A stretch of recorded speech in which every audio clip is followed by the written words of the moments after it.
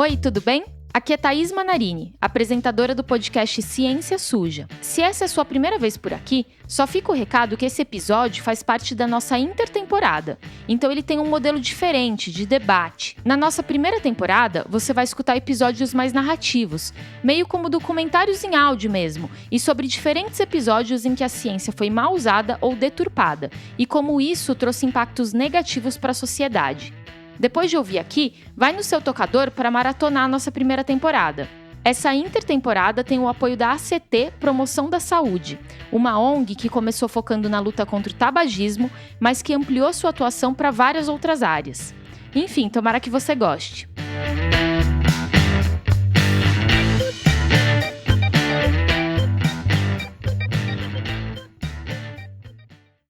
Oi, gente, tudo bom? Meu nome é Telro Preste e eu sou um dos jornalistas que toca o podcast Ciência Suja. Seja bem-vindo aqui a mais um episódio da nossa intertemporada que tem o apoio da ACT Promoção da Saúde. Todo mês a gente tem trazido gente muito relevante para discutir os bastidores da ciência e às vezes em que ela acaba sendo distorcida de um jeito ou de outro por algum motivo. E nesse episódio aqui, a gente quer falar do mercado da ciência, só que com um foco especial no modelo atual de publicação de pesquisas. E não é que a gente vai dizer que as pesquisas publicadas em revistas científicas de qualidade nunca são confiáveis, nem nada disso. A forma atual de publicar artigos e divulgar seus achados para os outros cientistas, com a tal revisão por pares, que vocês estão ouvindo bastante na pandemia, é via de regra aceita pela comunidade científica e pode contribuir para a confiabilidade e para a qualidade dos estudos. Mas o fato é que se criou um mercado que nem sempre promove a boa ciência. De um lado, tem revistas científicas prestigiosas que podem cobrar o olho da cara para que pesquisadores publiquem seus achados nelas, e muitas só disponibilizam essas informações valiosas para quem assina a revista. E aí falta o acesso a essa informação. Do outro, você tem revistas científicas predatórias que não estão nem aí para a qualidade dos estudos. Se o cara pagar, ele emplaca o estudo nela, mesmo que seja uma porcaria. Só que no meio de tudo isso tem o pesquisador. O pesquisador ele precisa publicar artigos para conseguir bolsas, investimentos e destaque na carreira. Ele é meio que pressionado a entrar nesse mercado da ciência.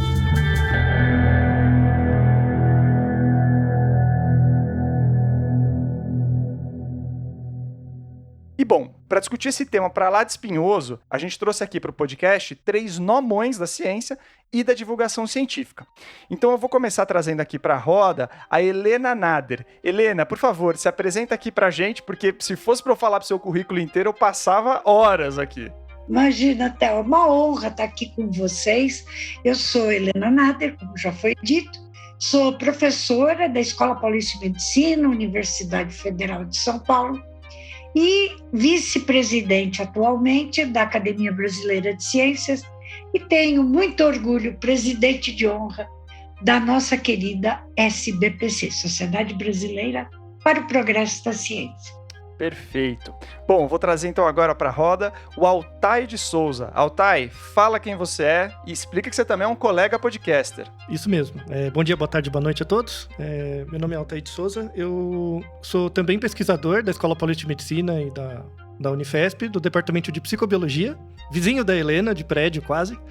E também, assim, tenho uma linha de pesquisa em neurofisiologia do sono, medicina do sono.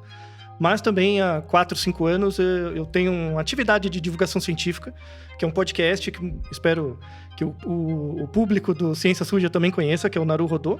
Naruhodô é uma palavra em japonês que quer dizer entendi. E temos episódios semanais onde a gente responde perguntas das pessoas. Quaisquer perguntas sobre quaisquer temas, semanalmente. Aí as perguntas são muito mais criativas do que qualquer coisa que eu podia imaginar. Então eu estudo toda semana para respondê-las, né? Legal. Por um acaso, quem não conhece o Naruhodô, por favor, conheça. Vai lá no seu... Depois de terminar aqui o episódio, dá uma olhada lá no seu agregador de podcast, assina e ouça, porque vale muito a pena. Bom, e vamos trazer aqui o nosso terceiro convidado, que é o Carlos Orsi. Orsi, fala aí quem você é, e eu aqui só deixo o recado que o Orsi é uma referência aqui para quem é jornalista, né? No caso, eu aqui também representando os jornalistas aqui. Oi, pessoal. Bom dia, boa tarde, boa noite, dependendo do horário em que vocês estiverem acessando o podcast. Meu nome é Carlos Orsi, como já foi dito, eu sou jornalista de ciência, trabalho escrevendo sobre ciência, primeiro jornal impresso e depois na internet, fazendo as contas, já vai fazer quase 30 anos.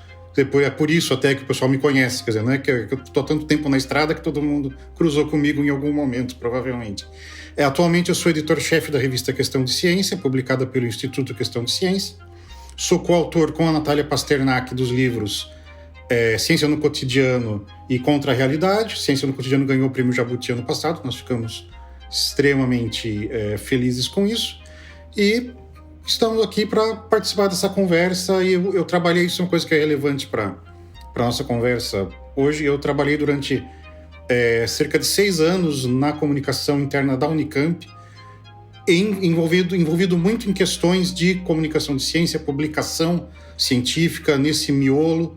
A gente tinha uma revista que a Unicamp publicava chamada Ensino Superior, que entrava muito nessa questão da pressão que o cientista sofre para publicar, etc. Então, nessa época, eu tive um mergulho muito grande nesse tipo de problema. Legal. E aí, para você que está acompanhando a gente vai deixar aqui também na descrição do episódio o link para esses livros que o Orsi colocou aí, né? E lembrando a vocês que quem fizer, por acaso, quem comprar esse livro por esses links, aqui o pessoal do Ciência Suja ganha uma porcentagenzinha, o que é uma forma da gente conseguir manter o nosso projeto andando, tá, gente? Então, só fazendo aqui o nosso merchan. Bom, então vamos lá pro assunto, gente. Eu acho que tem uma expressão que ficou conhecida, né? Aquele publish or perish, né? O publicar ou perecer, né? Que é um pouco, acho que ele resume muito bem um pouco esse modelo atual de publicação. Então, Helena, se você quiser começar explicando o que é esse modelo, né? E o que ele traz de consequência para a ciência e para os pesquisadores. Bom, o que aconteceu, né? Para o público em geral, vamos deixar claro. Qual é o gol do cientista? Ele quer fazer descobertas. Como é que ele comunica essas descobertas? Ele precisa publicar ou um livro, que sempre vai ter uma revisão, ou em periódicos que nós chamamos de revistas, journals em inglês, de circulação internacional. E a língua, hoje, da chamada a academia, né, do cientista, é o inglês. Então, a maior parte dos periódicos, grande parte dele é na língua inglesa. E o que você colocou, né, publish or perish, isso daí foi muito importante, foi muito atuante ao longo de décadas. E hoje nós estamos, até eu diria, sofrendo disso, porque o gosto pela publicação, pela comunicação dos seus resultados, chegou a tal dimensão que algumas pessoas passaram a fatiar, e Fernando Reinach chamou isso de salami science, que é corta em fatiazinhas e publicar, em vez de um trabalho completo, fatias, episódios dessa publicação. E o que está mais complicado para o cientista, ele precisa publicar. Ele é avaliado, as publicações a gente encaminha, você quer sempre publicar nas revistas de maior impacto. E o que está acontecendo é que a ciência hoje está, eu diria, restrita a quem pode pagar.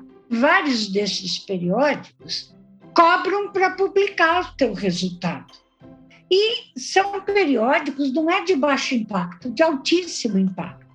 Então, aqui no Brasil, já sumariando, que nós temos dificuldade de financiamento para fazer a ciência. E quando você consegue ter o resultado, você manda para um periódico e chega ao absurdo até de $11 mil. Isso daí são, traduzindo, fazendo arredondando para 5 mil, são R$55 mil. Então, nós, brasileiros, estamos ficando fora desse páreo. Agora, temos que discutir se isso está certo, porque várias dessas revistas cobram por uma coisa que não tem mais sentido, porque a edição você faz. você faz as figuras, não tem paginação. Então, qual é o custo real desses chamados publishers? Eu acho que a gente deveria discutir isso. E aí surgiu um comércio. Hoje, o número de periódicos, olha, eu estou velhinha, da época que eu comecei para hoje, é imenso. E nisso surgiram aqueles que viram o objetivo financeiro. Eu vou ganhar dinheiro. E a ciência, desculpa, não é para ganhar dinheiro. E ganha-se muito dinheiro. Lembrando que você paga $11 mil para publicar um artigo cujos insumos você pagou ou recebeu financiamento de outras fontes que não a revista. Às vezes, geralmente, esse artigo é revisado por pares que são colegas seus, que também não recebem nada. Ou seja, eu tenho até alguns dados. Se você pegar o Elsevier, que é uma das maiores publishers hoje em dia, a margem de lucro deles, liso, depois de pagar imposto, tudo, é 38%. Não existe isso. Não existe. É muito não bom. Existe. É muito bom. Tá no mesmo nível de criptomoeda. Assim, é uma coisa fantástica. Eu queria fazer parte disso. As ações na bolsa. Eu não sei por que as pessoas que gostam de operar na bolsa não compram ações da Elsevier. Porque a margem de lucro é enorme. Né? Inclusive, tem um artigo, 3 boas almas fizeram um trabalho hercúleo. 3 psicólogos, 2 húngaros e um australiano, publicaram em novembro do ano passado, né, 2021, um artigo em que eles quantificaram, fizeram um cálculo organizacional ali de cargos e salários para quantificar quantas horas os pesquisadores doaram para as revistas acadêmicas, horas de tempo para revisar artigos, tá? Só nos Estados Unidos. Ó, a informação, só nos Estados Unidos. Em 2020, em um ano, foram gastos 100 milhões de horas. 100 milhões de horas são 15 mil anos. 15 mil anos de trabalho foram dedicados um ano nos Estados Unidos para para revisão de artigos. Os autores não receberam nada, tá? Aí eles fizeram um cálculo para quanto custaria essa hora pela formação média do pesquisador, né? Fizeram um cálculo. A estimativa conservadora, com certeza é menos do que isso, deu 2,5 bilhões de dólares que entraram liso, assim, foi doado, né? E ainda o pesquisador tem que pagar para publicar uma coisa que ele gastou para fazer. E se ele, por exemplo, eu faço parte da universidade. Então, imagina que eu estou fazendo meu doutorado, eu terminei meu doutorado, eu perdi o vínculo com a universidade. Se eu quiser acessar esse artigo, eu tenho que pagar. O próprio artigo, que eu mesmo escrevi. É uma sacanagem, basicamente, sabe? É uma sacanagem institucional histórica, né, que temos hoje em dia. E aí, Altair, acho legal isso que você inclusive tweetou sobre esse artigo, né? Na hora, falando exatamente isso. Falou, eu reviso o artigo, aí, e nessa eu ganho, né? Nessa eu faço de graça. Mas na hora de publicar, eu pago para fazer e depois, se eu saio, né? Eu acabo tendo que, ter que pagar de novo para conseguir acessar. Mas nesse sentido, Ortiz, eu acho que vale a pena a gente dar um passo atrás para entender esse processo, né? No fim das contas, como é que é um processo, né, de submissão, de aprovação, de meta, para o pessoal entender, né, do que eles estão pagando, no fim das contas, para ver o tamanho, né, desse absurdo por esse lado. Eu acho que assim, eu queria também começar por uma perspectiva histórica de como a gente chegou a esse ponto, né? Se eu voltar uns 10 anos atrás, a Economist, né, a revista Economist, publicou uma nota dizendo que publicar periódicos científicos era uma licença para imprimir dinheiro. Isso era na época em que começou as grandes brigas das grandes universidades contra as editoras de periódicos científicos por causa do preço das assinaturas, que era aquilo, quer dizer, para a biblioteca da USP, a biblioteca de Harvard, a biblioteca da Unifesp, etc., terem uma assinatura de Science, de Nature, tal, o preço da assinatura para a instituição era absurdo, era o preço de um carro para você assinar um pacote de revistas e tal.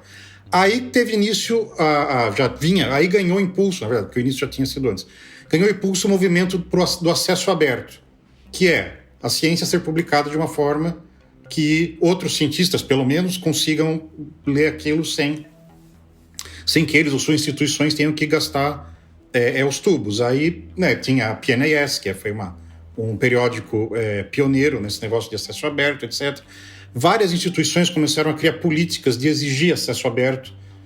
Se eu não me engano, por exemplo, se você é financiado, se a pesquisa é financiada pelo Instituto Nacional de Saúde dos Estados Unidos, o periódico que aceita o seu artigo para publicar tem que se comprometer a liberar o acesso gratuito depois de um prazo. Eu não lembro agora se são 6 meses, 1 ano, mas tem um prazo. Quer dizer, começou todo esse movimento do acesso aberto. E as grandes editoras, as grandes marcas, começaram a sentir a pressão. Então, eles começaram a criar periódicos de acesso aberto, começaram mas cobrando para publicar. Quer dizer, eles em vez de arrancar as amígdalas da biblioteca, eles começaram a arrancar as amígdalas do pesquisador ou da instituição a qual ele é afiliado. Isso, geralmente, gera uma série de distorções. Quer dizer, o cliente, né, pensando em termos de estrutura de incentivos, de mercado e tal, o cliente passa a ser o autor do artigo. E isso, como todo mundo sabe, quer dizer, eu tenho uma carreira como escritor e tal, quando o lucro do editor não vem do leitor, vem do autor, o incentivo dele é publicar qualquer coisa desde que a pessoa possa pagar. E esse incentivo foi se espalhando pelo sistema de publicação científica, e a gente chegou nos periódicos predatórios e tal. Agora vou respondendo a pergunta que você realmente fez. Quer dizer, a estrutura da comunicação da ciência. Quer dizer, ciência, obviamente, é uma empreitada internacional, é a produção do conhecimento sobre o mundo empírico, sobre as coisas que a gente consegue ver, cheirar, pensar, apalpar, etc. E os cientistas precisam se comunicar entre si, até para saber o que o outro está fazendo, cientistas de áreas parecidas terem acesso aos avanços dos colegas, até para saber se eles estão num beco sem saída, se aquilo que eles estão estudando outra pessoa já não estudou antes, para compartilhar técnicas, ou descobrir um jeito novo de fazer determinado procedimento legal que as outras pessoas também saibam, tal. Essa comunicação foi, ao longo dos séculos, se institucionalizando num sistema em que o cientista que tem uma descoberta, um método, alguma coisa que ele considera relevante para contar para os outros, descreve esse resultado num artigo, envia para um periódico, que pode ser um grande periódico generalista ou um específico da área dele.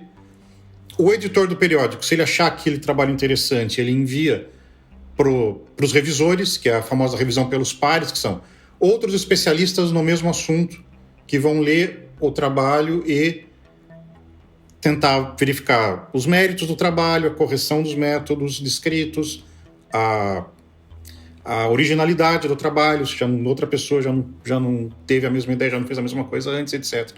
E a partir do parecer desses revisores, que é basicamente isso, você pede para outras pessoas que entendem tanto ou mais do assunto que o autor, dizerem se aquele artigo tem méritos ou não, etc.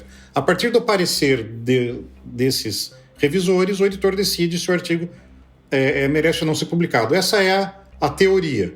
Mas na prática as coisas funcionam tem várias distorções que podem entrar no meio do caminho, desde ciúme dos revisores pelo resultado, mas isso aqui eu também estava fazendo, sacanagem, tal. Ciúmes de nacionalidade, quer dizer, 2 resultados muito parecidos, um de um pesquisador brasileiro, outro de um pesquisador do mesmo país dos revisores, de repente os revisores veem com mais boa vontade o trabalho dos conterrâneos deles. E também uma questão que a revisão pelos pares, ela não assim, ela parte do princípio de que aquele artigo é de boa-fé, de que as pessoas realmente fizeram o que está escrito ali, de que aqueles métodos descritos realmente foram usados. E infelizmente, hoje em dia, acho que como toda a atividade que cresce muito, quer dizer, hoje em dia, gente trabalhando, profissionais da pesquisa científica existem, imagino que talvez milhões pelo mundo, a gente levar em conta Ásia e Estados Unidos, etc. Os incentivos para as pessoas darem uma cozinhadinha nas coisas de uma forma que os revisores, cabe aos revisores, são grandes. Quer dizer, a ciência não é uma atividade tomada por fraude, eu não estou dizendo isso, mas o que eu estou dizendo é que a disputa para identificar o que realmente tem qualidade, para identificar pescar erros, pescar falhas, é uma atividade cada vez mais exaustiva, mais cansativa, dado o volume do que se produz, o volume do que chega aos periódicos e o volume de periódicos que existem, com seus níveis de qualidade e de exigência de qualidade muito diferentes. E acho que, assim, para colocar minha colher aqui nessa linha, a gente conversou para a primeira temporada com um jornalista muito conhecido, que é o Brian Deer, um jornalista inglês, e que teve por trás da revelação, né? Foi ele quem revelou o caso, né, das fraudes do Andrew Wakefield ali com a pesquisa da vacina da tríplice viral, que ele dizia que, né, ele teria feito um estudo que mostrava que ela causava autismo, né? Ele começou a puxar para aí. E não tinha nada disso. Quem mostrou esse caso é o Brian Deer. E aí, tocando um pouco, tanto no que a Helena como o Carlos falaram, ele diz isso também, sabe, Helena, que o método, assim, né, essa coisa da revisão dos pares, ela tem muito valor, mas que é difícil por ela você pegar a fraude mesmo, né? Se a pessoa pega um dado, o dado é 10, ele coloca 100, né? Então, acho que esse é o tipo de coisa que precisa também ser pensado e que eu acho que não é tanto do interesse das editoras, e aí eu tô aqui parafraseando o Brian Deer, justamente porque isso envolveria você colocar, sei lá, um Carlos Orsi para avaliar todos os trabalhos que entrassem ali, um Brian Deer para avaliar todos os trabalhos que ele ficar passando tempo. Então, tem uma demanda complicada aí, né, Altai? Tem uma equação difícil de fechar nessa brincadeira, né? Sim, ela não fecha. Tipo, é escravidão. Tem um livro de humanos, assim, que eu adoro esse livro. É bem antigo. É Etienne de la Boétie. É o Discurso da Servidão Voluntária. Muito pior do que você ser escravo é você achar que é bom você fazer algo para os outros porque você vai ter algo no futuro. Essa crença em algo que você vai ser valorizado, essa crença quase messiânica, é o que o pesquisador tem. E, na verdade, assim, o cientista não nasce com essa crença messiânica de que vou publicar na Nature, minha vida vai mudar. Isso é construído, né? Tem um lado do próprio cientista também, assim, eu até faço piada, assim, que cientista de verdade, ele não quer seguidor, não quer like, não quer nada disso. Para você engambelar um cientista, você tem que fazer ele acreditar que tudo aquilo que ele faz está certo. O tempo todo. Olha que artigo bonito, que experimentos legais, como você coleta bem os dados. Porque, na verdade, o processo científico não é descobrir o quão certo você está, é o quão errado. Né? Se você parar de pensar no quão errado você está a cada experimento e começar a acreditar que você está certo, aí acontece uma coisa que eu acho que é pior que a fraude. É você começar a criar pontos cegos na sua metodologia de criação de conhecimento. Né? E você parar de se questionar o tempo todo. Então, pensando no ponto de vista monetário, a conta não fecha. E a gente já tem um problema, né? Assim, eu recuso muita revisão. Então, eu tenho muitos colegas meus, por exemplo, que passam a revisão para aluno. Por exemplo, aluno de doutorado, aluno de mestrado. Ou às vezes não passa. E aí fica acumulando, né? Mas quem que vai revisar? Né? Então, já não está fechando a conta há pelo menos uns 5, 6 anos, né? E não existe nenhum movimento, eu até acompanhei isso, não existe nenhum movimento da editora de tentar pagar, de tentar contratar revisores por horas de revisão. Não existe nenhum movimento nesse sentido. Então, assim, hoje em dia as editoras, principalmente as maiores, têm como objetivo, assim, tipo, vamos esperar explodir e a gente vê o que acontece. Sabe? Vamos esperar a máquina parar. Né? Só queria acrescentar... também na questão dessa questão das revisão dos pares que não pega malícia, que assim, de novo, no modelo ideal, a publicação é o início, é o nascimento do resultado, quer dizer. Então, uma vez publicado, teoricamente, de novo, né, no modelo idealizado, aquele resultado vai ser analisado pelos leitores da revista, que também são especialistas na área, vai haver tentativas de reprodução daquele resultado, se elas... Então, a ideia, o ideal é que o próprio processo da ciência acabe erradicando os resultados errados e as fraudes que escapam, porque fraude realmente não tem como pegar, que escapam da revisão pelos pares. Mas aí tem 2 problemas. De novo, né, voltando à estrutura de incentivos, não existem incentivos grandes para reprodução de resultados. Né? Quer dizer, uma vez publicado o resultado, a menos que ele seja extremamente polêmico, etc., ele vai ficar lá e vai ser citado eventualmente, etc., mas as tentativas realmente de reprodução são raras, tanto que volta e meia algum setor alguma parte da comunidade científica se envolve em grandes projetos de reprodução, né? Vamos tentar reproduzir os 100 resultados mais citados da psicologia social, vamos tentar reproduzir as 50 últimas moléculas que talvez tenham um efeito contra câncer e tal. E esses esforços de reprodução, eles geralmente tendem a ter uma porcentagem meio decepcionante em que as reproduções realmente acabam confirmando o resultado. Quer dizer, ou é polêmico, ou a reprodução é apenas parcial, ou o efeito na reprodução é menor do que era no artigo original. Quer dizer, essa ideia de que o processo científico funciona erradicando os resultados falsos, os resultados errados, isso acontece, mas acontece com menos eficiência e menos velocidade do que seria ideal.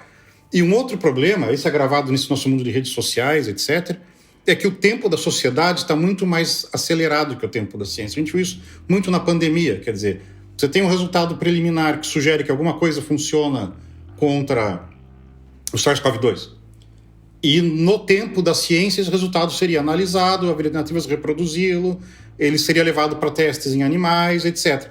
Mas não, hoje em dia, no que sai o resultado numa revista científica, ou até mesmo num pré-print, já tem gente correndo para a farmácia. Quer dizer, então esse descompasso entre o tempo da sociedade e o tempo da ciência, do processo de autocorreção da ciência, que é contínuo, mas que é lento, é parcimonioso, etc., é uma questão a mais que a gente precisa levar em consideração. Concordo. Posso? Claro, Helena, só fazer duas coisinhas assim, só para falar que as replicações são esses estudos que, basicamente, entre aspas, tá, gente, imitam o primeiro estudo para justamente tentar ver se eles chegam nisso. E os pré-prints, só para também deixar claro, são esses artigos que ainda não passaram pela tal revisão por pares. Vai lá, Helena, desculpa. A ciência não é feita de solavancos. A ciência tem que ter um moto contínuo. E se você olhar os grandes cientistas, o que eles fizeram no passado eram algumas coisas. Não iam resolver todos os problemas do mundo. Hoje, você tem que ser o que vai resolver problemas, e não aquele. Eu sempre lembro de uma frase do Hernan Chaimovich, muito amigo meu. Fazer ciência para tornar a humanidade mais sábia, para entender o mundo. Isso é a essência, mas virou um negócio do produto. Então, muito das pesquisas clínicas que acabaram, né, com todos esses erros, que a grande maioria delas está relacionada com pesquisa clínica ou pré-clínica. Foi nessa ânsia de ter uma patente, de ter um produto, de ter a sua startup, entende? A ciência deixou de ter aquele glamour só para os velhinhos como eu ainda continua, e eu, infelizmente, talvez tenha motivado meus alunos também, aí, meus estudantes, o prazer de entender. Isso que é o que temos que resgatar. Temos que resgatar isso na ciência mundial. Pensando no senso comum, tipo, na pessoa média, né? Elas não sabem o que é ciência. As pessoas, em geral, no senso comum, não sabem o que é ciência. E a ciência, ela é um método, né? A ciência não é o seu celular, não é um carro, não é nada disso. Não é a vacina. Vacina, celular, é tecnologia. São os resultados da aplicação do método científico. A ciência é uma epistemologia, é um jeito de se observar e conhecer melhor o mundo para tentar controlar aquilo que te controla. Que é essa definição em psicologia, né? Eu sou psicólogo, que na psicologia a gente dá de liberdade. Liberdade é controlar aquilo que te controla. A gente vive, pelo menos nos últimos 200 anos, numa sociedade cuja educação é voltada para o trabalho. E aí a ciência, nesse sentido, por que hoje tem um grande... Não necessariamente um apreço, mas tem uma grande busca pelos resultados da pesquisa científica? Porque tem acontecido um evento externo que está atrapalhando a vida das pessoas. Então, as pessoas querem a ciência para não terem o seu saco enchido, né?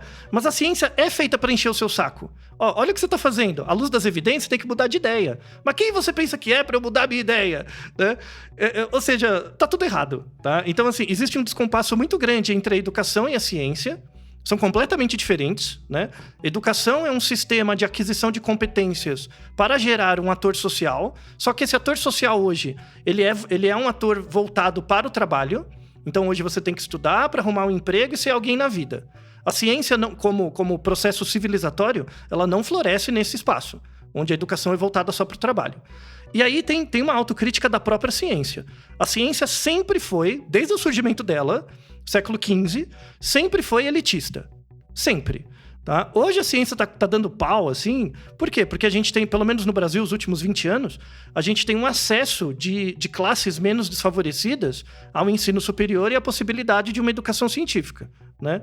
Então, nos anos 2000, ou até antes, anos 90, não tinha essa questão. Tipo, a ciência é feita pelo cientista, ele tá lá dentro da universidade, em geral são pessoas que têm uma origem mais favorecida, então elas estão nas coisinhas dele, não tá atrapalhando ninguém, beleza. Ah, descobriu, ganhou um prêmio, parabéns, vou continuar tocando minha vida, né? Hoje não. Hoje a gente tem e isso é o mérito dos últimos 20 anos, e é o que me formou também, né? A gente tem um acesso de pessoas de classes diferentes, com origens diferentes, à ciência. E, assim, eu fiz colégio público, universidade pública, tudo público, né? Eu fui formado pelo dinheiro público, dinheiro de todo mundo, da Helena, do Carlos, seu, de todo mundo que tá ouvindo a gente, né? Todos. Eu fui formado com isso. Se eu perder o vínculo com a universidade, eu perco o vínculo ao acesso àquilo que eu mesmo produzi e eu perco a possibilidade de continuar estudando. Né? Isso é extremamente deletério, é quase injusto. Tipo, você dedica 20, 25 anos da sua vida a algo que depois você é simplesmente chutado, quando você perde o vínculo institucional. Né? Então, pensa, por exemplo, se você se forma engenheiro. Você se forma engenheiro, você pode trabalhar em várias instituições, continuar estudando, enfim. Você se forma cientista, se você não tiver um vínculo de elitismo, né, ou de manutenção por alguém, você não vai para frente. Né? Ser cientista é entre aspas, uma profissão muito ruim. Em média. Muito ruim. As perspectivas são terríveis mesmo. E não só no Brasil. Mas o Brasil tá indo bem em desestimular as pessoas a fazerem ciência. Mas fora do Brasil não é tão diferente também. Tá? Por quê? Porque a ciência, ela forma você para estar sempre errado. Né? Só que ser aquele que conhece melhor o método para estimar o quão errado você tá. Né? E isso as pessoas não aprenderam a valorizar. Infelizmente. Elas preferem muito mais um médico ponta firme, que te dá uma receita mágica como um xamã ou um messias, né? Do que aquele que fala, se você tomar esse remédio, você tem uma confiança tanta de que dê certo e tanta de que dê errado. Ah, mas eu não quero isso, eu quero ter a certeza, eu tô pagando, então eu vou lá no messias. Né? Até, só para encerrar, uma piada que a gente faz na academia, que é a diferença entre o estatístico e o cartomante. Né? Qual a diferença entre o estatístico e o cartomante? Não tem diferença, os dois fazem previsão. Só que o estatístico te diz o quanto você está errando. O cartomante não.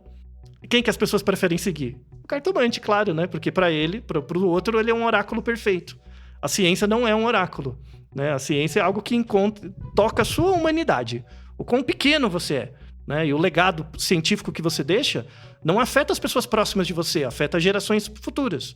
Né? Só que isso não paga PLR de stakeholder nenhum. Esse que é o problema. Né? Então tem uma questão de privar, né, essas pessoas também desse tipo de conhecimento, né, Altaide? Você acaba... Tem uma questão de classe. Tem uma questão de desigualdade, assim. Hoje, a ciência nunca foi tão importante e ela nunca foi tão importante para mostrar a desigualdade que a gente tem. Sabe? O quão conhecimento ele é separado das pessoas, assim. O quanto os detentores da produção e da gestão do conhecimento são as elites que existem nos últimos 200, 300 anos, né? E no mundo todo ainda continuam mantendo isso. Perfeito. Bom, muito triste. Acho que a gente tem que tomar... A gente vai deixar uns 5 minutos aqui para mensagens otimistas para os ouvintes de Ciência Suja. Desculpa o bad vibes, tá? Desculpa o bad vibes. Mas, Orsi, vamos afundar um pouco mais o pessoal que está ouvindo a gente, né? Você e a Natália, vocês escreveram um artigo para Nautilus recente falando do termo ciência zumbi, né? O que é isso e o que isso tem a ver com o que a gente está discutindo aqui hoje? Bom, ciência zumbi foi um termo que a gente achou em referência, e na verdade o pessoal fala, pô, ciência zumbi é o quê? Que morreu e voltou? Talvez a palavra tenha sido mal escolhida. Na verdade, foi um termo que a gente escolheu roubando da filosofia da mente. Porque tem toda aquela discussão sobre, né, o que é consciência humana, de onde a consciência vem, como ela surge. E aí existe um experimento, de pensamento, né, um Gedanken, uma experiência teórica, que é, se é ou não possível, o zumbi filosófico. O zumbi filosófico é alguém que é exatamente como você ou eu, que reage exatamente como você ou eu, que grita de dor se te beliscam, que vai ficar chateado se a pessoa que você ama te abandonar, que vai ficar chateado não, que vai dar mostras de que está chateado se a pessoa que você ama te abandonar, que vai querer comer 3 vezes ao dia e tal, mas que na verdade não sente nada. É vazio por dentro. Quer dizer, como se fosse... como se o comportamento da pessoa fosse... O comportamento do zumbi filosófico, ele é totalmente estímulo-resposta, sem nada no meio do caminho. Não existe uma mente intermediando essas coisas. Isso é possível? Isso não é... Esse é o debate em filosofia, que a gente não vai resolver aqui, porque nem os filósofos resolvem. Mas ciência zumbi, a gente falou isso, quer dizer, é uma ciência que é vazia por dentro. É algo que é feito só para mobilizar recursos, empregar pessoas, né, mobilizar recursos humanos e gerar publicações que acabam quase sempre saindo em revistas ou predatórias ou de baixo impacto e tal. Uma das nossas inspirações foi uma postagem do Robert Lowe, que é um químico que trabalha com desenvolvimento de medicamentos, e ele tem um blog no site da Science, da revista Science. O blog dele chama In the Pipeline. E em julho de 2021 ele escreveu um desabafo sobre o que ele estava vendo na literatura de medicamentos, de propostas de medicamentos para a Covid-19. E ele falou que basicamente a maioria do material que ele via, e eu estou citando aqui entre aspas, coisas que a gente já estava fazendo no laboratório e agora resolvemos fingir que tem a ver com Covid. Quer dizer, é meio que remobilizar os recursos do laboratório, estudos que já estavam mais ou menos prontos, e enfiar um pouco de Covid no meio para publicar logo, porque Covid está na moda, Covid é mais fácil de publicar. Quer dizer, e isso é, obviamente, a ciência zumbi, essa ciência feita realmente que não tem uma pergunta de verdade para responder, ela está só aplicando metodologia no modo contínuo para gerar artigos que são tecnicamente corretos, embora, na verdade, contribuam muito pouco ou nada para o conhecimento humano, para mandar para publicar. Ela é uma reação, né, patológica a esse clima de public or perish, quer dizer, que a gente comentou mais no início, de que o cientista ele é avaliado quantitativamente pelo número de artigos que ele ou seu laboratório produzem. Em várias partes do mundo, várias diferentes agências financiadoras têm métricas diferentes, mas algumas são um pouco mais sofisticadas, quer dizer, além de ver só a quantidade, tenta ter algum tipo de controle de qualidade também, mas tem muitos lugares onde, principalmente na Ásia, onde quantidade é o que conta. E essa pressão seletiva, né, de que eu só vou ter aumento, eu só vou conseguir dinheiro para minha pesquisa, eu só vou manter meu laboratório aberto. Se eu mostrar para esse burocrata aqui que eu publico muito, gera essa pressão para a produção desse negócio que a gente chama de zombie science. E que uma outra metáfora que eu gosto de usar muito nisso é a relação sinal-ruído, né, de teoria da comunicação. Quer dizer, ruído é algo que ocupa espaço num canal de comunicação sem comunicar. Estalo, assobio, imagem chuviscada, se bem que o pessoal hoje em dia nem sabe o que é imagem chuviscada, né? Isso é do tempo antes da TV a cabo, mas enfim. E a ciência zumbi ela é isso, quer dizer, ela é ruído nos canais institucionais de comunicação da ciência. E, de novo, ela não seria um grande problema se o tempo da ciência não fosse tão diferente do tempo da sociedade, porque os cientistas, com o passar dos anos, eles vão purificando a literatura. O ruído vai sendo abandonado, vai ficando para trás. Ele não é citado por ninguém, ele é esquecido, ele desaparece. Mas, às vezes, parte desse ruído chega na sociedade, cai nas redes sociais, vira manchete de algum jornal. E isso gera uma confusão enorme.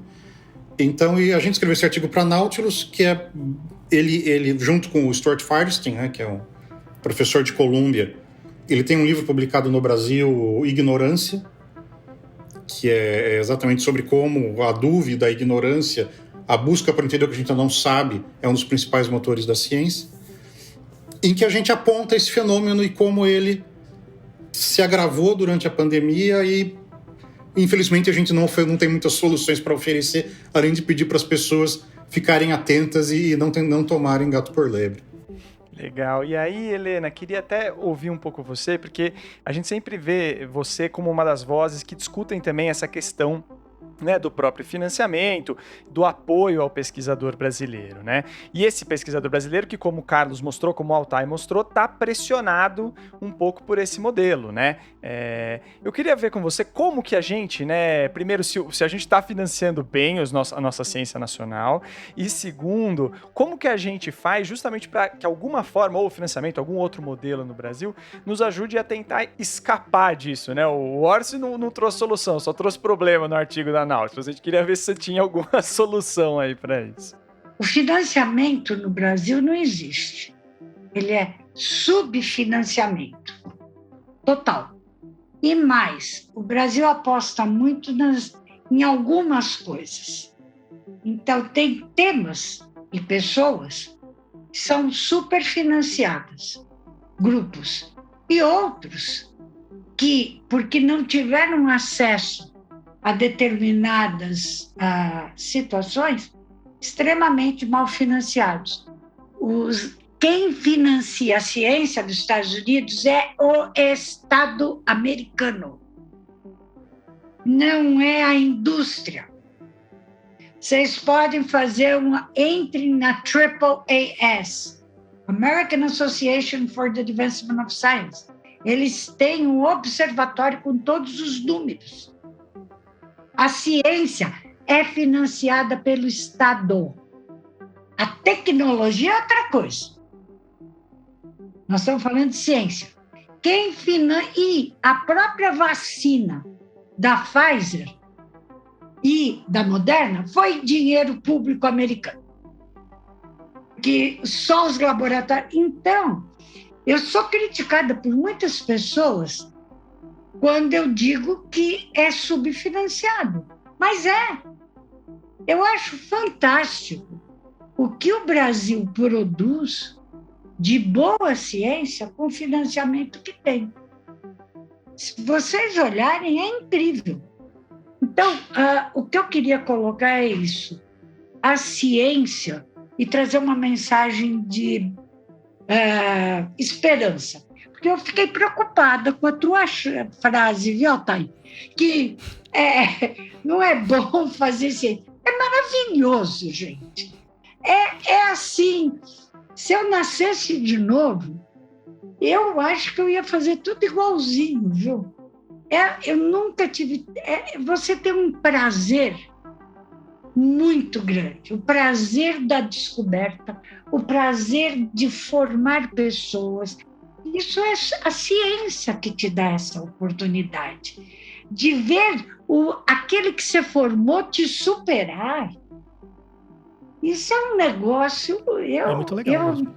Eu sou velhinha, mas ainda acredito, e acredito no Brasil. Eu acho que a gente tem fases e a sociedade brasileira vai ter que ajudar a mostrar de forma muito clara que educação e ciência, que andam de mãos dadas, é projeto de Estado e não de governo. Perfeito.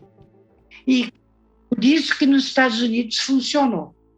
A National Academy of Science dos Estados Unidos foi criada pelo Congresso americano por Abraham Lincoln para ser o assessor na academia das decisões científicas do governo. Nós não temos isso, infelizmente. A Academia Brasileira de Ciências está tentando, faz a sua parte, mas nós temos que tentar chegar cada vez mais no parlamentar, nos governantes, para dizer, olha, a melhor evidência científica é esta. É diferente do modelo lá. Então, vamos continuar na luta. Helena, com certeza você conhece a professora Malu, né? A Malu Formigoni. Conheço bem. Então, ela briga comigo o tempo inteiro. Você fica falando para os alunos desistirem da academia? Eu falo, não, eu mando a real. Né? Mas a maior parte de nós tem o bichinho que pica a gente, aí não tem como sair, né? Então, fazer o quê? Eu sinto por você gosta de fazer ciência, o que eu vou fazer? Mas eu não quero... É uma escolha bem abnegada, assim. Se você pensar, não fecha positivo, assim. A gente tem muitas dificuldades, mas eu vejo como o único espaço social que garante, de fato, liberdade. É isso. Com essa busca por controlar aquilo que te controla. Não é para todo mundo, mas se você quiser realmente, boa sorte, né? Vai lá. Mas eu quero dar duas... só para não deixar tão bad vibes assim, tem os reacionários, sabe? Tem o povo tentando causar para quebrar o sistema. Tem um pessoal que tem duas ideias, tá? Que estão tentando assim, fomentar, vai demorar bastante, mas estão tentando fomentar para mudar esse estado de coisas sobre a ciência, né? Esse caráter zoado da ciência mesmo, né? De cobrar e, enfim, injusto. Um deles é um grupo na Holanda, que está na Holanda e na Alemanha, que estão tentando fazer o seguinte, meio que um Netflix de artigos. Tá? Então você paga eles já fizeram até o valor de custo de negócio. É claro que a Elsevier vai entrar com processo, mas eles já estão todo com a arquitetura montada. Né? É meio que pegar o Sci-Hub, né? E institucionalizar o Sci-Hub. Então é meio que um Netflix. Conta o que é o Sci-Hub, Altai. Conta o que é o Sci-Hub antes, né? Eu não terminaria meu doutorado se não fosse o Sci-Hub. Eu tenho certeza que a maior parte dos alunos no Brasil não fariam sua pós-graduação sem o Sci-Hub. Como você paga para acessar os artigos, e se você não estiver dentro da universidade, você não tem acesso, uma mocinha, a Ekaterina, né? Ela na Rússia, na verdade ela é ucraniana e fez doutorado na Rússia, ela falou, quer saber, eu vou hackear isso aí. Ela criou um site baseado em colaboração, então muitos pesquisadores no mundo dão suas chaves de acesso para elas, e ela criou uma plataforma para que qualquer pessoa entre num site, coloque o link do artigo e acesse o artigo de graça. É tipo um paywall, né? Passa por cima do paywall das revistas. Inclusive, ela no Twitter, né? Eu sigo ela no Twitter, ela comentou que só na China, nesse ano, 2022, já teve 130 milhões de acessos ao Sci-Hub. Só na China. Tá? Então é uma coisa que aumenta exponencialmente. Aí tem outros grupos colaborando, claro, porque ninguém é besta, né? Eu sou totalmente a favor do Sci-Hub. E tem gente, não, vamos tentar deixar uma coisa legal, assim. E aí a ideia é fazer um Netflix, entre aspas. Né? O Netflix você tem acesso a um monte de vídeos, né? Por um custo relativamente baixo. Aí eles fizeram lá um custo de negócio. Eles fizeram assim, baseado no volume de acessos e tal. Se cada pessoa paga $10 por ano... É menos de $1 por mês, gente. $10 por ano. Você consegue fazer um sistema que tem todos os artigos, todos. Revista boa, ruim, todos os artigos. Você acessa de forma ilimitada pagando $10 por ano. Eu acho que vale a pena pagar, né? $10 dá, você paga pro seu amigo que não tem, enfim. Acho que vale a pena. Aí, assim, já tem arquitetura, isso vale a pena. A questão é a batalha legal.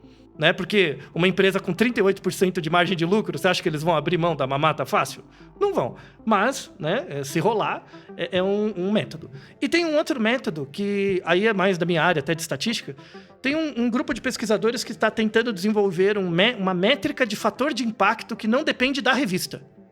Não depende de citação, depende, na verdade, da consistência dos dados de publicação do pesquisador. Então, assim, não importa em que revista você publica, o que importa é o quão consistente é o seu resultado. Então, se você é um pesquisador que faz estudos e varia muito os resultados, eu tenho um estudo com desvio padrão grande, depois um desvio padrão pequeno, enfim. Comparado com um pesquisador que publica de forma constante ou crescente, né, essa métrica de avaliação dos dados dos artigos vai virar uma nova métrica de publicação, de ranqueamento dos pesquisadores. Então, depende da própria qualidade de pesquisa do pesquisador. Aí vai acontecer igual à indústria editorial, né? Que assim, a Science não vai ficar esperando você mandar o artigo. Na verdade, a Science vai te procurar. Olha, segundo as métricas de sua produção, você é um pesquisador muito consistente. Você não quer publicar aqui? Né? Aí o pesquisador consegue barganhar. Tá? Então, assim, só para não deixar completamente... Isso vai demorar algumas décadas para acontecer, se acontecer, mas tem gente pensando em soluções, tá? Para quebrar esse sistema nefasto. Tá? Então acho que me redimi com você, né, Theo, do Bad Vibes antes. Consegui me redimir. Em parte, Altair. Vou precisar de mais tempo para me recuperar dessas, viu? Orsi, deixa eu te assim, colocar um pouco de um outro lado também, que eu acho que é um lado que a gente não pode deixar de falar, que é justamente vamos dizer, do financiamento, né, de certos trabalhos, né? A gente tem muito isso com as pesquisas clínicas, né? Hoje em dia, para certos medicamentos, em geral, você tem um patrocinador do estudo, até porque o estudo é bastante custoso, né? Aí eu tenho até um livro de 2007 lá do Dan Agin, que chama Junk Science, e ele trazia uns números ali, falava que mais ou menos 28% das ciências da vida, né? 28% dos membros dos acadêmicos dessas ciências, eles tinham algum financiamento do setor privado, né? E aí ele tem também esse artigo de que quando o artigo ele tem algum financiamento, ele tende a trazer resultados mais positivos para quem o financiou, né? O que é muito curioso, separa um pouco do mundo ideal do mundo prático ali, né, Orsi? Mas conta assim, esse é um cenário que eu acho particularmente intrincado de avaliar, de resolver, né? E então como que a gente se posiciona perante isso, né? Olha, é aquela coisa, de novo, né, a questão do ajuste dos incentivos e como essas coisas são complicadas e elas se interpenetram. Quer dizer, quando, né, começaram a surgir as agências regulatórias, né, de medicamentos, e elas começaram a exigir, por causa de grandes desastres históricos que aconteceram, então, que a indústria farmacêutica apresentasse provas de eficácia e segurança, né, de seus produtos. E foi engraçado, porque foi crescendo, né? Você vê ao longo do século XX. Primeiro surgiu a regra da transparência, você tem que declarar todos os seus ingredientes. Depois surgiu a necessidade de provar eficácia, e só depois surgiu a de provar segurança. A segurança veio depois da eficácia. E as empresas têm que produzir essas provas, não é o governo que vai correr atrás. E para produzir as provas, elas precisam de cientistas que conduzam os testes, etc. Mas aí elas pagam os cientistas e aí o cientista vira meio que patrão, o laboratório vira meio que patrão do cientista, por mais que haja acordos, etc. E isso gera um ambiente complicado, e realmente, quer dizer, tem esses dados de que estudos financiados pela indústria tendem a ter resultados mais positivos do que estudos conduzidos por grupos independentes ou tentativas de replicação independentes. Isso é algo que existe, mas sabe, uma sutileza, quer dizer, não estou dizendo que quando o laboratório paga pelo estudo, o estudo diz que o remédio funciona, quando o grupo independente faz, o remédio não funciona. Isso até acontece, mas isso é uma grande minoria dos casos. O que acontece é que o efeito diminui, quer dizer, esse analgésico no estudo financiado pelo laboratório reduz 90% da dor. Aí quando reprodução independente, isso vira 70%, vira 60% e tal. E isso existem lances psicológicos envolvidos aí, inclusive, quer dizer, o pesquisador fica com aquela coisa no fundo da cabeça, mas ele olha para os dados com mais boa vontade porque afinal de contas é o cara que está financiando, etc. Uma estratégia sugerida para contornar, ou pelo menos minimizar esse problema, é um movimento que surgiu na Inglaterra chamado All Trials, que é basicamente ele é um movimento da sociedade civil, envolve médicos, acadêmicos e tal, que pede que as agências regulatórias dos governos passem a exigir que todos os testes conduzidos para aprovação de medicamentos sejam publicados, todos, quer dizer, não é... Você registrou um estudo dizendo que você vai testar o medicamento tal, você é obrigado a publicar o resultado, não importa o que aquilo tenha dado, porque tem isso também, quer dizer, você testa a mesma coisa 5, 6 vezes e publica só quando deu certo. Não, você tem que publicar tudo. E também que todos os dados sejam publicados, porque também é isso, quer dizer, o artigo científico, até limitações de espaço e tal, ele destaca parte dos dados, né? Tem um processo editorial envolvido ali. Que também, hoje em dia, a gente tem internet, tem bancos de dados, tem repositórios enormes, que, além do artigo, todos os dados que serviram de base para aquele artigo também estejam disponíveis para quem quiser checar, refazer as contas, revisar as estatísticas, etc. Eu acho que se esses objetivos do All Trials forem atingidos forem realmente implementados em escala mundial, a gente tem uma chance razoável de reduzir esse viés de positividade nos estudos financiados pela indústria. Porque a gente não tem muito como escapar deles, né? Quer dizer, que se a gente vai transferir para o Estado a obrigação de testar todos os princípios ativos que alguém algum dia acha que pode ser para alguma coisa, não dá. Quer dizer, é um custo absurdo. Então, eu acho que esse aumento exigir mais transparência me parece ser a melhor solução. Legal isso que você colocou, e aí eu vou até pedir pro Altai dar um apoio aqui, porque tem uma coisa de, vamos dizer, ciência sexy, entre aspas, né? A ciência que faz de replicação, ela talvez seja menos sexy, mas o Orsi deixou claro como é importante fazer esse tipo de trabalho de replicação. Outra coisa que às vezes a ciência se torna um pouco menos sexy são as ciências os pesquisas que vêm com resultado negativo, né, Altai? Então, eu trabalhei, fiz aqui, isso aqui, outro, não funcionou. Né? E aí as pessoas tendem, né, inclusive os periódicos, né, eles tendem a subvalorizar esse tipo de estudo, às vezes nem submetem a eles, mas eles também tendem a não valorizar, justamente porque é aquela, né, então, testamos e não rolou, gente. E, assim, eu queria ver contigo, assim, se esse tipo de olhar, ele também gera uma deturpação da ciência e do conhecimento científico. Com certeza. Com certeza gera. Na verdade, isso tem a ver com o próprio princípio do teste de hipótese, né? Que é o que o cientista usa para verificar se algo funciona, né? Porque, assim, para eu dizer que, por exemplo, 2 grupos são iguais, de verdade iguais, eu não estou dizendo que ele é pouco diferente, eu estou dizendo que é igual. Eu tenho que pegar a população toda. Então, por exemplo, quando eu quero testar um remédio com um genérico, se eu quiser testar que eles são iguais, eu tenho que pegar toda a população. Isso é impossível. A indústria farmacêutica não testa isso. Então, o que eles fazem? Eles fazem testes de equivalência. Aí, o que são coisas equivalentes? São coisas diferentes por um pouquinho. Aí tem que ver quanto que é esse pouquinho. Então, por exemplo, você testar um remédio e testar um genérico, não quer dizer que eles são iguais, eles são equivalentes. Então, o que a gente testa em ciência amostral, né, com base em amostras, com não dados populacionais, a gente sempre busca encontrar diferenças. Então, quando você pega um tema de mestrado, TCC, doutorado, o que quer que seja, quero avaliar o efeito de alguma coisa. O que é um efeito? É uma diferença. Quem fez é diferente de quem não fez. Quero verificar o impacto, quero verificar a diferença, se funciona. Tudo isso é diferença, porque é o que a gente consegue testar usando amostras, né? Então, se eu consigo, na minha amostra, dizer que coisas são diferentes, elas são de fato diferentes, ótimo, aí eu consigo publicar. Só que o truque é a inversa. Então, quando eu digo que coisas são diferentes e eu encontro diferença, beleza. Agora, não pisque agora. Quando eu digo que coisas não são diferentes, não é o mesmo que dizer que é igual. Então, quando eu digo que um grupo não é diferente do outro, eu não posso afirmar que ele é igual. Porque para dizer que é igual, tem que pegar a população toda. Então, esse problema do teste de hipótese, quando você não afirma a diferença, na verdade você cai num limbo. Você não pode afirmar nem que é diferente, nem que é igual. Por isso que é chamado resultado negativo, né?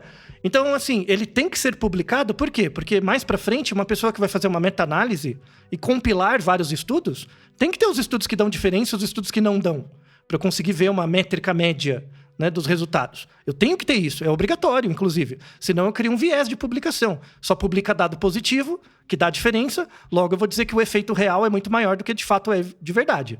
Aí gente morre, gente tem efeito adverso, eu não sei por quê, mas na verdade por causa do viés de publicação. Só que o pesquisador, imagina, o cara gastou 4 anos do doutorado dele. Aí ele vê, eu não encontrei diferença. E aí, mas eu posso afirmar que é igual? Não. Eu posso afirmar que é diferente? Não. Então, eu dá aquela sensação de desamparo, né? Então, eu não encontrei diferença. Aí vem o diabinho dentro da cabeça do pesquisador. Não, mas tem que ter diferença. Aí é que mora você fica legal com o dado, sabe? Você dá aquela empurradinha pra cá, sabe quando você vai colocar lençol na cama? Aquele lençol com elástico? E você sabe que o lençol não cabe na cama, você dá aquela apertada, empurrada, fica aquela coisa meio torta. E isso acontece. Como revisor, eu pego várias vezes o artigo que o cara faz aquela força espiritual, assim, sabe? Pra discutir algum resultado, pra ter alguma coisa Porque o problema é o editor da revista. Eu, por exemplo, já aceitei vários artigos que têm um resultado, entre aspas, negativo, mas o artigo é muito bem feito. Não, tem que publicar. Eu já briguei com um revisor de revista. Publica esse artigo. Ele tá muito bem feito, é um exemplo. Outra pessoa que lê esse artigo, ele pode usar um método. Tá muito melhor que a boa parte dos artigos publicados. E o revisor às vezes bate o pé. Fala, não, mas não encontrou diferença. Não, mas tem que publicar, sabe? Então, hoje em dia, você tem é muito mais tranquilo publicar dados negativos. Então, para quem estiver no caminho da pesquisa, faça seu artigo bem feito e convença os revisores de que o método que você está usando é o melhor possível, de que o seu artigo vai aumentar a chance de ser aceito, sim. Hoje em dia, tá? Há 5 anos atrás eu não podia dizer isso, mas hoje tem melhorado. Assim, as pessoas têm ficado mais tolerantes com artigos com, entre aspas, resultados negativos. 2 falas otimistas do Altai, hein? Ô, Tô tentando me redimir. Eu acho legal a gente ter esse tipo de conversa para mostrar que o ambiente onde a ciência se insere, ele precisa ser debatido, ele precisa ser aprimorado. E não é porque a gente critica esse ambiente ou parte desse ambiente que a gente está falando que não dá para confiar nos consensos científicos e nas pesquisas de maneira geral. Pelo contrário, é com esse tipo de debate que a gente teve aqui hoje que a gente consegue batalhar para que a ciência de qualidade seja cada vez mais valorizada.